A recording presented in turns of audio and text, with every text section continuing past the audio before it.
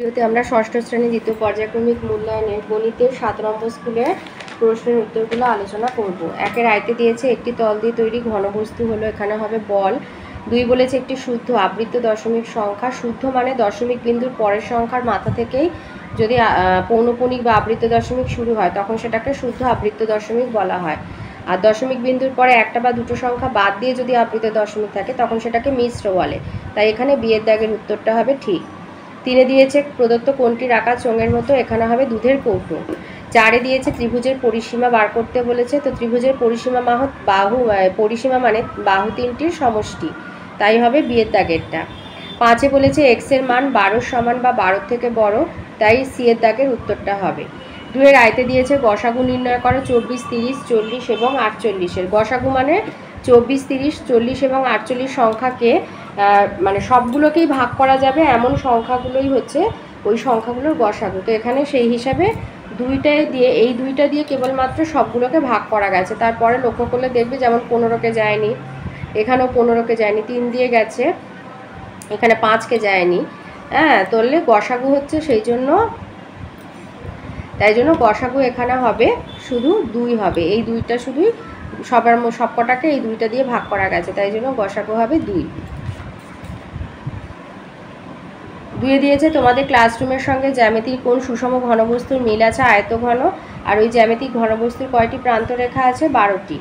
3 দিয়েছে 180 40% সাথে 120 25% যোগ করলে কত হবে? তাহলে 180 40% মানে 180 গুণ 40/100, আর 120 25% মানে 120 গুণ 25/100। তাহলে এর দুটো শূন্য কেটে গেল, 18 4 72, আর এর একটা শূন্য প্রথমে কাটলে 5 দিয়ে কাটলাম, 5 5 25, আর 10কে কাটলাম 2, 12কে 2 দিয়ে কাটলাম 6, 6 5 30। তাহলে 72 আর 30 যোগ করলে হবে 102।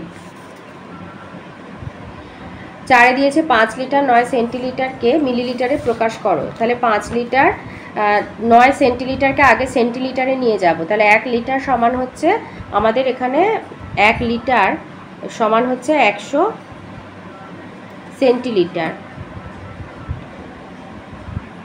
তাহলে 5 লিটারকে তাই 100 দিয়ে গুণ করলাম, 500 সেন্টিলিটার হয়ে গেল। তার সাথে 9টা যোগ করে দিলাম, 9টা যেহেতু সেন্টিলিটারেই ছিল। তাহলে 509 সেন্টিলিটার। আবার 1 সেন্টিলিটার সমান 10 মিলিলিটার। তাই জন্য আবার 509কে 10 দিয়ে গুণ করলাম, তাহলে হচ্ছে 5090 বা 5090 মিলিলিটার। 5 দিয়েছে আমার খাতার দাম x টাকা, কিন্তু নেহার খাতার দাম আমার থেকে 18 টাকা বেশি। তাহলে নেহার খাতার দাম কত? তাহলে x + 18 টাকা হবে নেহার খাতার দাম, x + 18 টাকা। 3 দাগে আসি।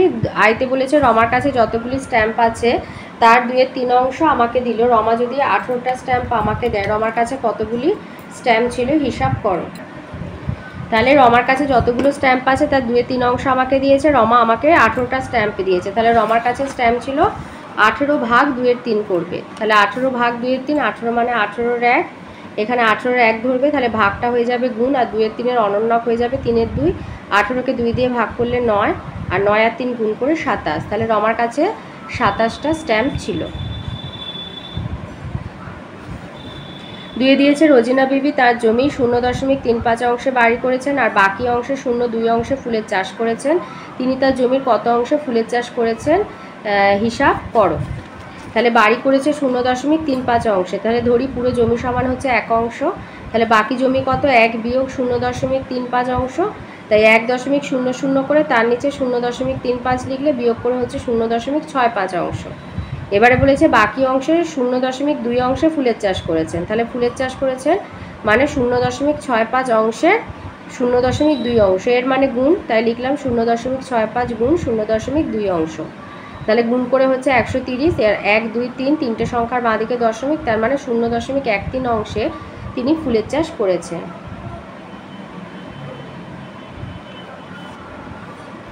3 বলেছে এবছরে আমাদের স্কুলের 80 জন ছাত্রছাত্রী মাধ্যমিক পরীক্ষা দিয়েছে আর 65% ছাত্রছাত্রী পাশ করে।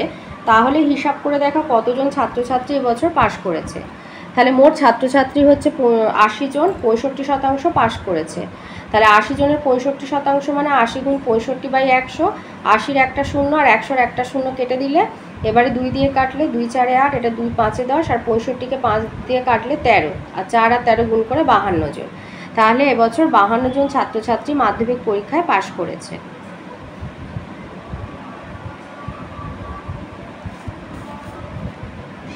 চারে দিয়েছে একটা ইঞ্জিনের সামনের চাকার পরিধি 1 মিটার 4 ডেসিমিটার, আর পেছনের চাকার পরিধি সামনের চাকার পরিধির 2.5 গুণ।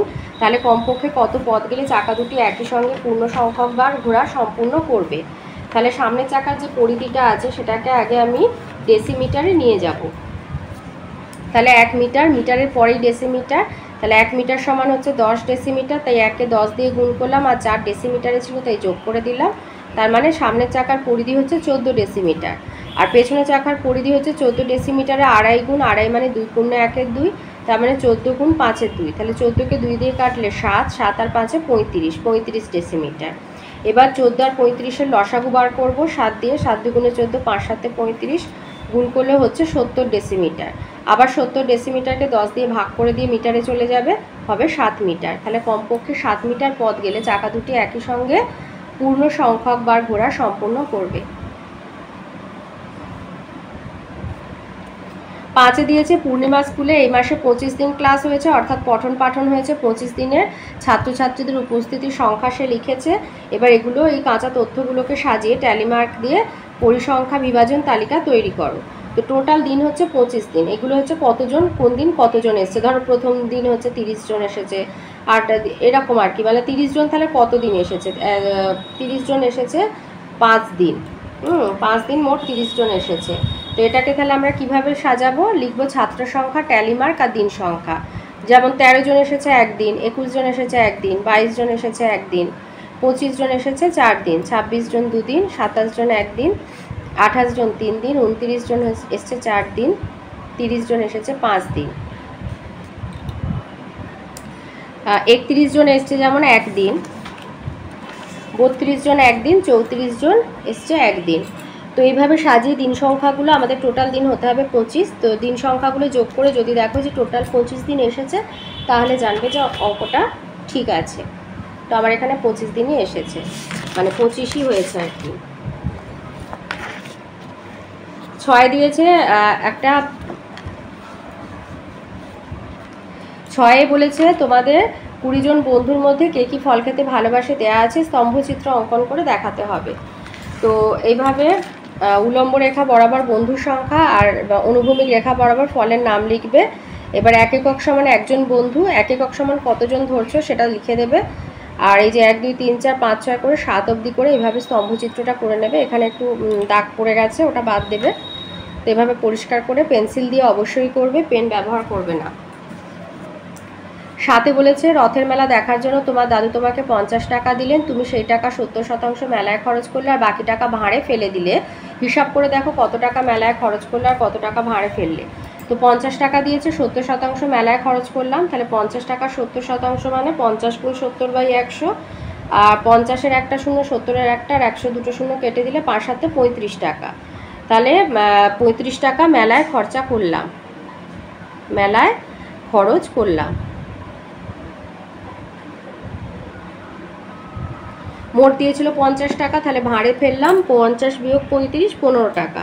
তাহলে 35 টাকা মেলায় খরচ করলাম আর জমানোর ভাঁড়ে 15 টাকা ফেললাম। তো এই ছিল আজকে ষষ্ঠ শ্রেণীর দ্বিতীয় পর্যায়ক্রমিক মূল্যায়নের গণিতের 8 নম্বর স্কুলের প্রশ্নের উত্তরগুলো, 7 নম্বর স্কুলের প্রশ্নের উত্তরগুলো।